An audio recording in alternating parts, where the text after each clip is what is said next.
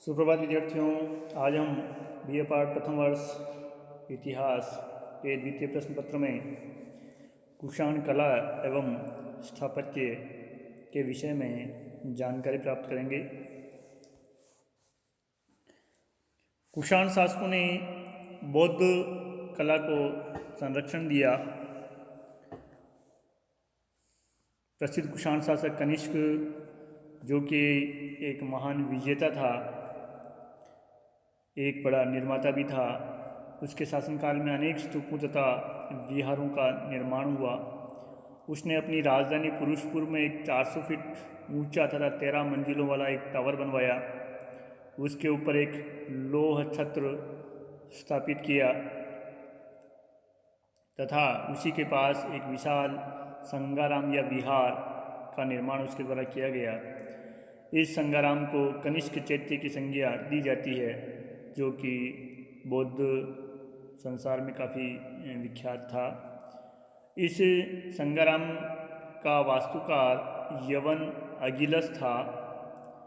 इन सब के अतिरिक्त कनिष्क ने कश्मीर में कनिष्कपुर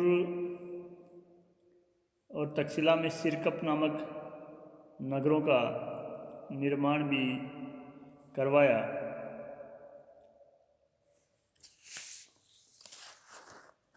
कनिष्क ने तक्षशिला में अशोक द्वारा निर्मित धर्मराजी का स्तूप, जिसे चीर स्तूप भी कहा जाता है, को विस्तृत करवाया, उसका आकार वर्धन किया।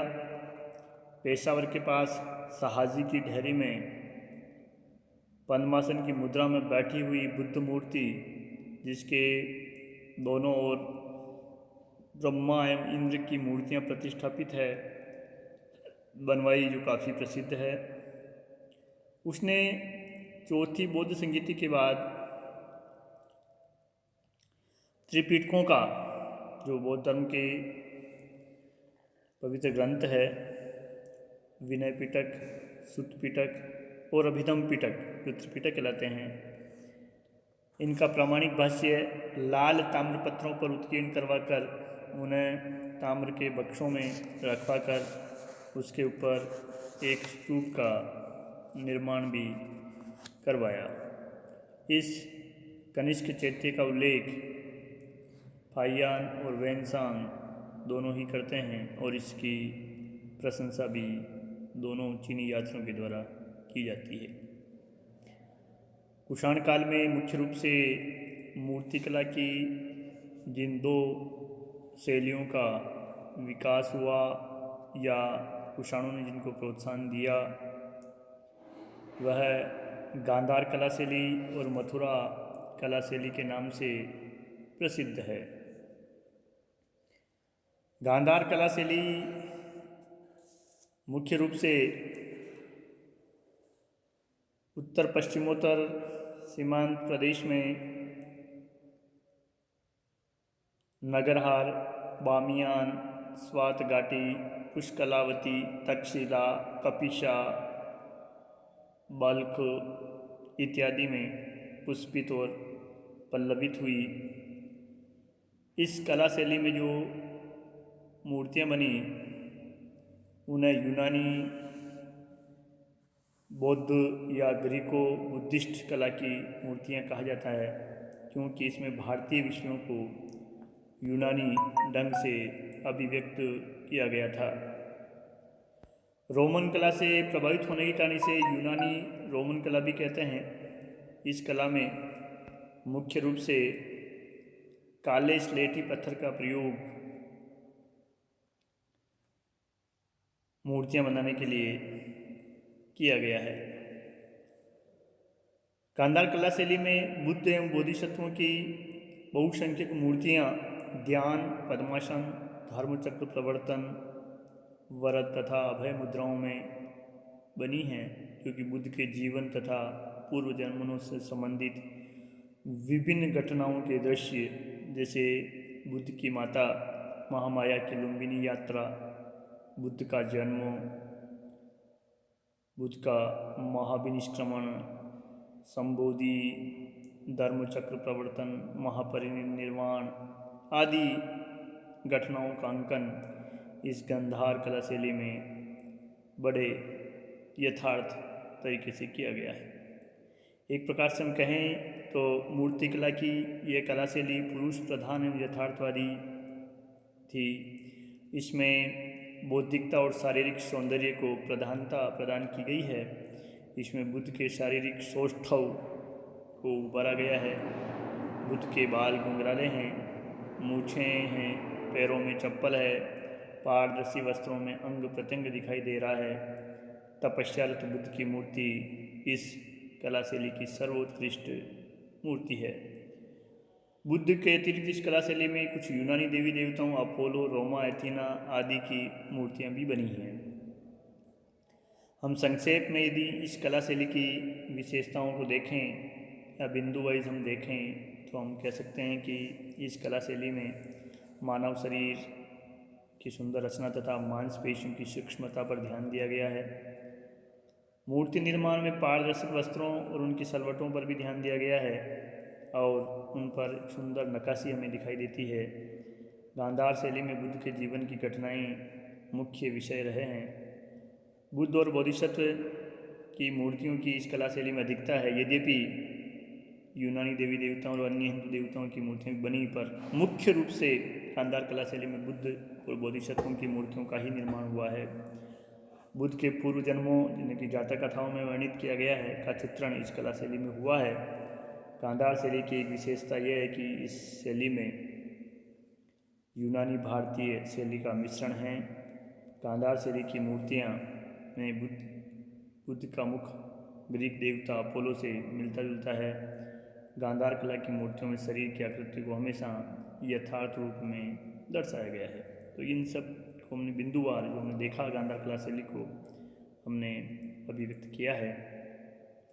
ये गांधार कला शैली की एक खड़े हुए बुद्ध की मूर्ति मैंने इस स्लाइड में इंसर्ट की है।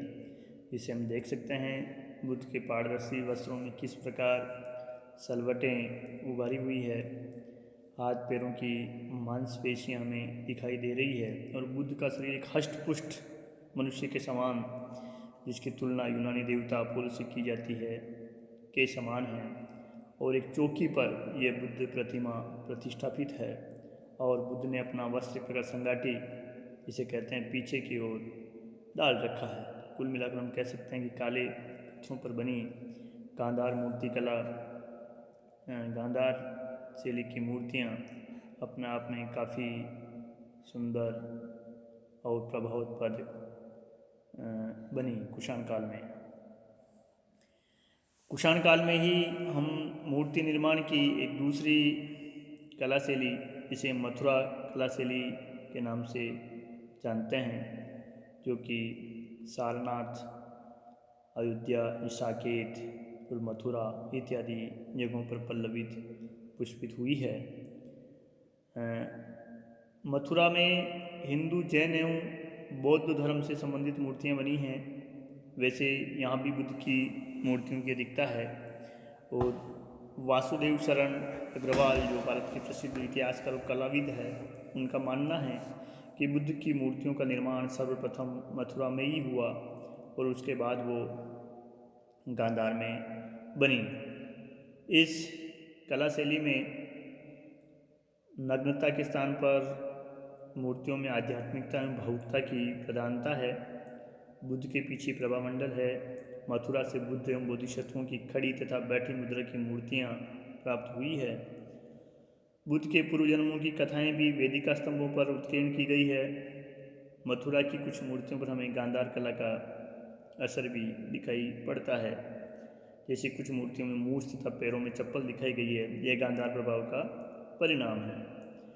मथुरा में विष्णु, शिव, सूर्य, कुबेर, नाग, यक्ष तथा जैन तीर्थंकरों की मूर्तियां भी बड़ी मात्रा में बनी, जो अत्यंत सुंदर एवं कलापूर्ण हैं।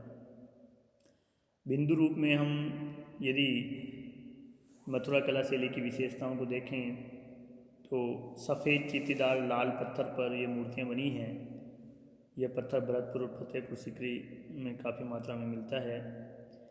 गांधार शैली में बुद्ध पद्मासन में या कमलासन पर है परंतु मथुरा शैली में सिंहासन पर आसीन है और पैरों के पास सिंह की आकृति भी है।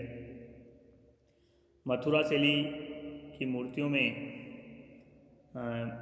बुद्ध के मुख पर आभा एवं प्रभामंडल है तथा दिव्यता एवं आध्यात्मिकता की अभिव्यंजना है। मथुरा शैली में शरीर का जो धड़ भाग है वो नग्न वस्त्रहीन है और दायां हाथ जो है अभय मुद्रा में तथा वस्त्रों में सलवटें पड़ी हुई है।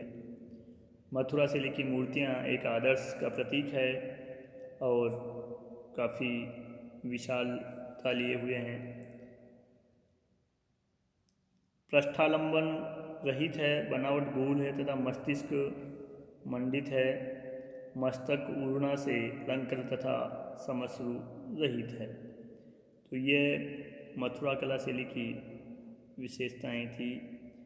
मथुरा कला शैली का एक चित्र मैंने मूर्ति का एक चित्र यहाँ स्लाइड में इंसर्ट किया है जिसमें बुद्ध के पीछे में प्रभामंडल दिखाई दे रहा है और बुद्ध जी ने पारदर्शी वस्त्रों में अभय मुद्रा में हमारे सामने खड़े हुए हैं और बुद्ध के पीछे सिंहासन रखा हुआ है। इस प्रकार कुषाण काल में न केवल स्थापत्य को कनिष्क और अन्य शासकों ने प्रोत्साहन दिया वरन मूर्ति निर्माण की गांधार एवं मथुरा कला शैलियाँ कुषाण काल में मुख्य रूप से पुष्पित एवं पल्लवित हुई। गांधार कला शैली में जहाँ स्लेटी पत्थर पर बुद्ध की मूर्तियाँ अधिक मात्रा में बनी, वहीं मथुरा कला शैली में लाल बलुए पत्थर पर बुद्ध के साथ साथ अन्य हिंदू देवताओं और जैन तीर्थंकरों की मूर्तियों का निर्माण भी हुआ। जय हिंद।